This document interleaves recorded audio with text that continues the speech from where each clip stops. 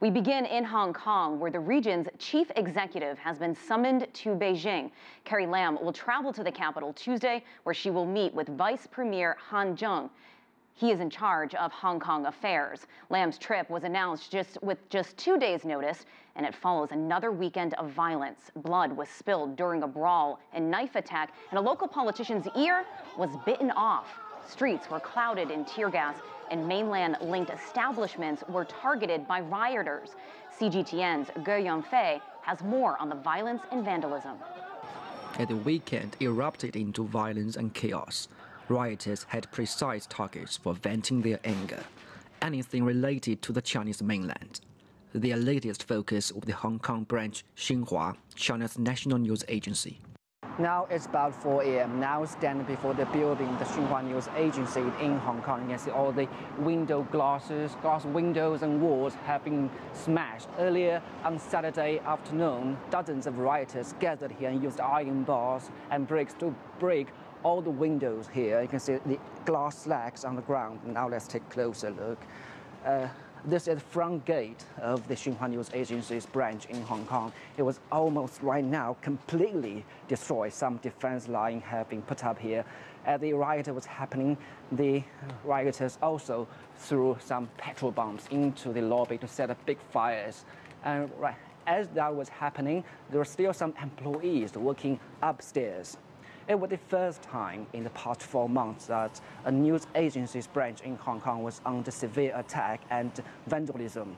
And also, this escalation of violence is creating fear against all the reporters from China's mainland who are now working in Hong Kong. After the attack, the Xinhua News Agency released a statement strongly condemning the violence by rioters. But the news organization wasn't the only target. As a global financial center, Hong Kong is an essential place for Chinese banks, and they have suffered vandalism for months.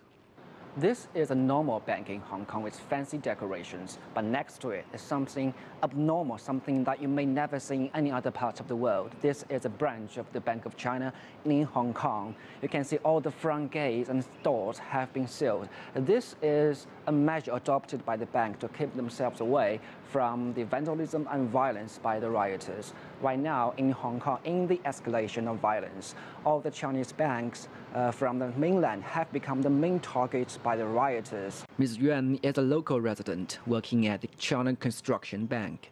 She says fear is spreading among her colleagues. 作為中資機構嘅員工咧，其實我哋都真係驚嘅。 For myself, as an employee of Chinese company, I'm scared because we have been pointed out for attack by the rioters.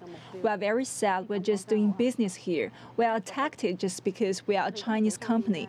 We provide the jobs and serve the community. We don't express any biased views, and I don't know why. Yuan says her bank has already warned employees to keep alert and watch out for their personal safety.